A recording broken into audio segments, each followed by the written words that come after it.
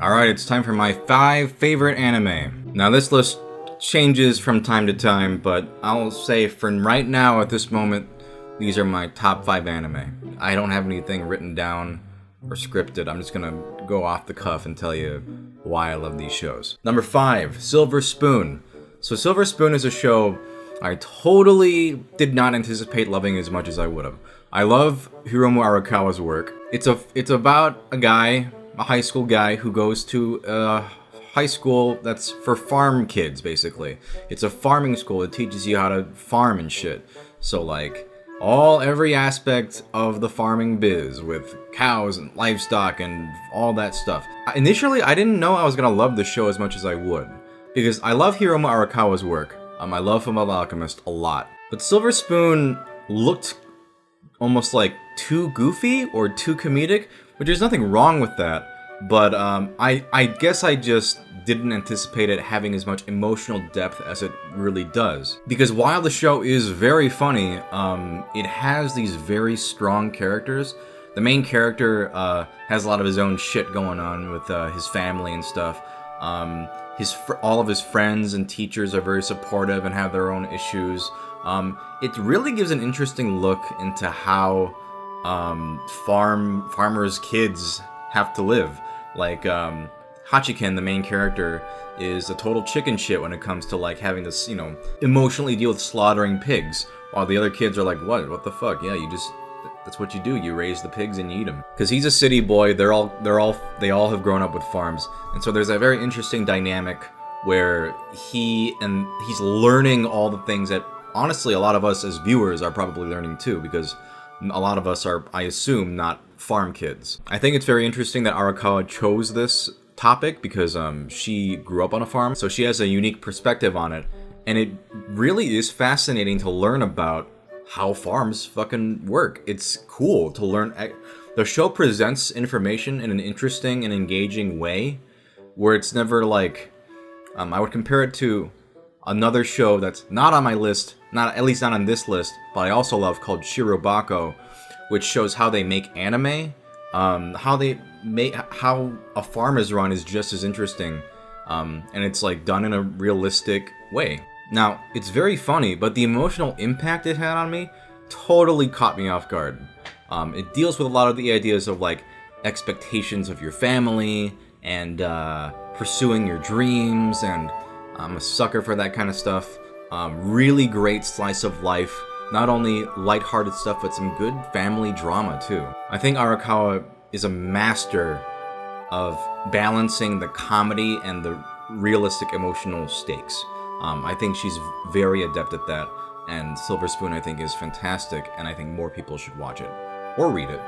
Either or. It's really phenomenal. Number 4, Mushishi. So Mushishi are these little, not bugs, they're like these kind of invisible creatures that do all sorts of crazy shit. And for some people they're invisible, and for other people they can see them, and that's very vague. It takes place in kind of like a olden time Japan, but the main character is named Ginko, and he's this guy he's a mushi expert, a mushishi. That's why it's called Mushishi. It's episodic, so it's either 1-part or 2-part episodes, and there's 2 seasons and then like a special or 2 and like a movie. I've seen everything. It's really a beautiful show.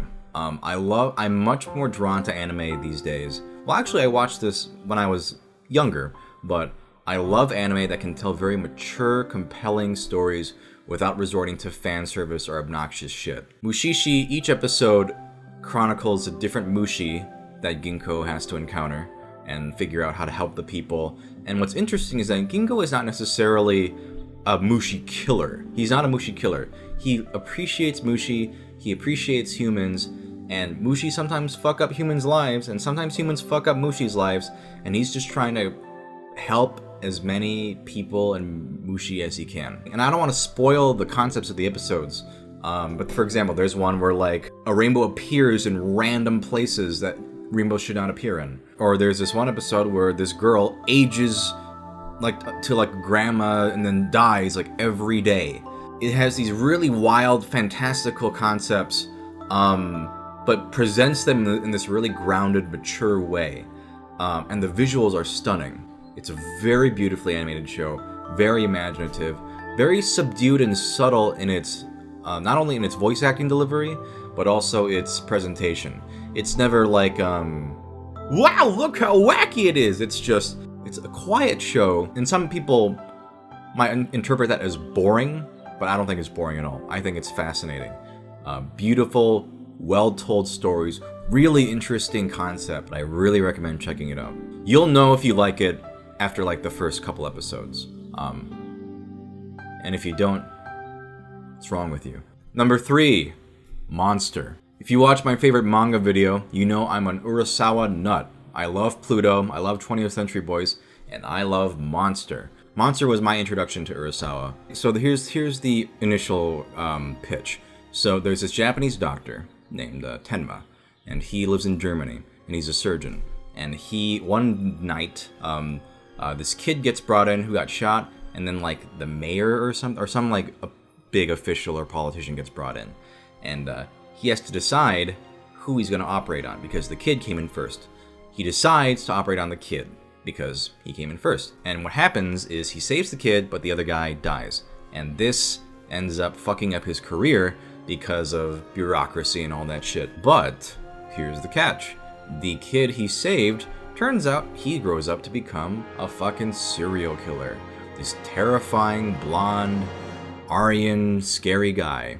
And it turns out he's also part of this vast, neo-Nazi-esque conspiracy that has all sorts of crazy ties to very sinister practices. And so, Dr. Tenma, wanting to atone for what he's done because this kid, now grown man, Johan, has been killing people, he decides he's going to go hunt him down.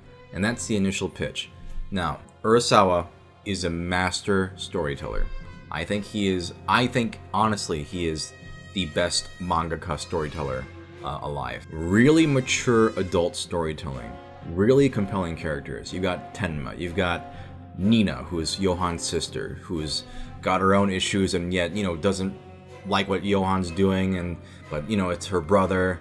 There's Lunge, who's this Javert type inspector who's extremely methodical. He types with his hands in the air like a computer, like he memorizes everything. He's like one of the best characters. Johan is one of the best, scariest villains of all time. It's a very scary, psychological thriller show, but it also has a ton of emotion in it. As Tenma's going after Johan, and he's uncovering this gigantic mystery, and I've watched through it I think 2 or 3 times at this point, and every time I watch it, it's so satisfying watching the secrets and the mysteries unfold and get revealed. Urasawa is a master of suspense. He's a master of payoff. There are moments in that show I still remember to this day, like vividly, because of how they impacted me when I first saw them. Some moments are just terrifying. Some moments are extremely sad. And some moments are really happy too. Like it's a good, because sometimes Tenma will, get to have a little break sometimes and, encounter a person or people that don't always fuck him over in some way. I've read the manga too, but I think the anime is a fantastic adaptation. I watched it first and read it afterwards. Obviously, I can't spoil what happens, but let's just say it's a really fucking crazy ride up to the end in terms of what's going on. Where did Johan come from? Like, why does he do this? What's in his mind? Oh man, it's so good. And the character arcs for most, like the major characters, are so satisfying. Please watch Monster. It's a very compelling adult drama. So good. We need more anime like this because it shows how good anime can be as a storytelling medium. Number 2, Cowboy Bebop. And now I know what you're thinking. Oh my god, Cowboy Bebop. Everyone likes Cowboy Bebop. I don't fucking care. Cowboy Bebop is great. I've watched it 4 or 5 times through. It's another episodic show. I mean, if you haven't heard of Cowboy Bebop, what the fuck is going on with you? But space, bounty hunters, just a random bunch of characters who don't really get along, but kind of get along. They all have very defined, quirky personalities. Nothing really has matched Cowboy Bebop's feel for me. The only thing that's come close is, I guess, Samurai Champloo, which is by the same director, Shinichiro Watanabe. But Bebop still is above and beyond. Something about its atmosphere and its presentation. It's a really cool, collected, sophisticated tone. There's a lot of subtlety in the acting and the dialogue. It feels very real. It feels very grounded, even though it's a sci-fi setting. It feels very grounded. There's like hints of a overarching story too, and you know, they're fun and all. But the best parts, the best stuff is the really strong individual episodic episodes. You know what I mean. When you uncover details about Faye Valentine's past, when you have these great John Woo-esque showdowns between Spike and his old mafia enemy Vicious. It manages to have you invested in these characters, even though it's not a completely serialized story. It reveals things and engrosses you in its characters' arcs and pasts in a very compelling way. The music is phenomenal. Yoko Kanno is a genius, and the soundtrack is one of the best in any anime, honestly. It's just fucking slick. And some of the episodes are so imaginative. And with an episodic show, you're gonna get hits or misses, but a majority of the episodes are super solid, super creative in their concepts. If you don't like anime, watch Cowboy Bebop. You'll probably like it, or else you suck. And number 1, Chihayafuru. Chihayafuru is a show I want everyone to see. It's about an obscure Japanese game called Karuta, which is, and let me tell you, every time I try to describe the show, it sounds like the most boring shit you've ever heard of, but bear with me. Karuta is a game where you have these cards on the ground, and they have poetry verses. The reader will read a poetry verse, and you have to hit the card whose verse matches that reading. It's a reflex game basically, so it's basically presented like a sports anime. Presentation-wise, it is fantastic. They managed to make these games where essentially it's just like two people sitting down and then hit the card as fast as they can. But the way it's directed and the way it's presented is so exciting, and it sounds not exciting at all, but it is so thrilling. These sweeping slow motion and just rocket fast movements. A lot of the matches are very creative and like, oh, this player plays this way, or oh, this player plays that way. Now that's all the technical stuff. Let's talk about the characters, who are some of the most lovable, endearing characters I've seen in a show. So basic rundown, Chihaya is the main character, and she has an ear for like almost like a natural instinct, I guess, for hearing verses. And so she has this very quick reaction time. When she was a kid, she meets this kid named Arata, who's this really shy, withdrawn kid who gets bullied by another kid named Taichi. These are the three main characters: Chihaya, Taichi, and Arata. Arata moved away. They all became friends eventually. He moved away. Sarata is very calm and collected, but he fucking loves Karuta. That is like the one thing he is super passionate about, and he is amazing at it. Taichi was kind of a shit as a kid, but he grows up and matures, and he's a very complicated character. I like him. He has a lot of regrets about how he acted, and he has his own hang-ups, but he basically wants to take Karuta as seriously as the other two. And then there are the members of her team, and there are all different rivals, and what I love about the show is because Karuta is such a niche sort of sport or hobby, that everyone who plays Karuta knows each other. So it's like you're taking a step into this like little universe of all these people who like know each other and know their histories and their teams and stuff. And then there's the queen and the king, who are like the top Karuta players. There's this whole like rank system. Really endearing characters. Watching Chihaya recruit her team and watching her team improve and her improve, and there's some romance going on between, like a romantic triangle between the main three, and seeing these characters. But there's not like a single character in the show I don't like.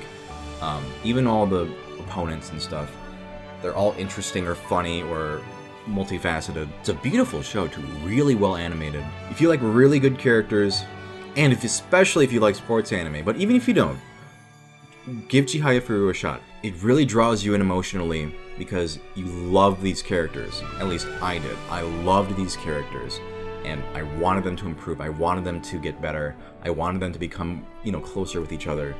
And in that respect, it is one of the best. I love it. There's 2 seasons. I wish there was a third. I Don't know if they'll make one, but first 2 seasons, anyway, are amazing. Alright, that was my 5 favorite anime. Maybe in the future I'll do more videos about my anime I like, because there's a ton of anime I like. Maybe I'll do like in batches of 5. If you like this video and want to see more anime thoughts, I guess let me know. But otherwise, go watch those 5. Silver Spoon, Mushishi, Monster, Cowboy Bebop, Chihayafuru. That's your homework. Go watch it now. Go watch all of them right today, starting today. Alright guys, I'll see you.